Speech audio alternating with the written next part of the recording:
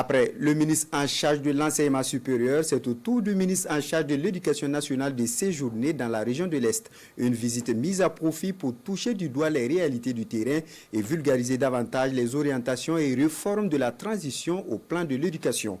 À Fada, il a aussi eu un tête-à-tête avec les acteurs éducatifs de la région. Le compte-rendu de Justin Tiendrebego et Bernard Diasso. À cette rencontre directe avec les acteurs et les partenaires de la communauté éducative de la région de l'Est, le ministre en charge de l'éducation nationale, Jacques Sostène Dingara, échange sur les préoccupations de l'éducation de l'Est, les défis et les perspectives de son département pour faire face à la situation. Du constat, il se dégage que depuis 2017-2018, la crise sécuritaire impacte durement le système éducatif de l'Est au point de saper les efforts de l'État et de ses partenaires.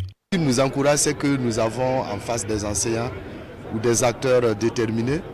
Malgré l'adversité, nous sentons donc la joie dans les yeux d'accomplir un devoir. Nous voulons véritablement saluer ce courage-là. Comme thérapie pour un devenir de notre système éducatif, le ministère entend mettre l'accent entre autres sur la question de la gestion des carrières des enseignants, la digitalisation de l'éducation, la réforme du système éducatif, l'amélioration du système de services, la cantine scolaire, la promotion des langues nationales comme vecteur de cohésion sociale et la promotion des classes alternées d'urgence pour résorber les classes pléthoriques dues au flux des élèves déplacés internes.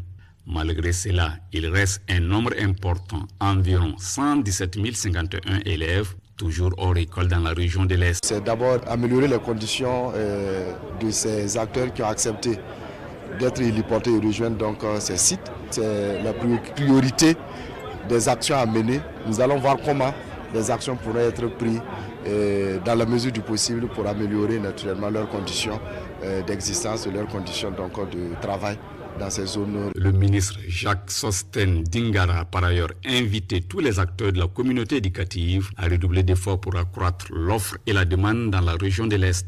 Des dispositions sécuritaires et institutionnelles devraient également être renforcées pour faciliter la mise en œuvre de toutes les initiatives.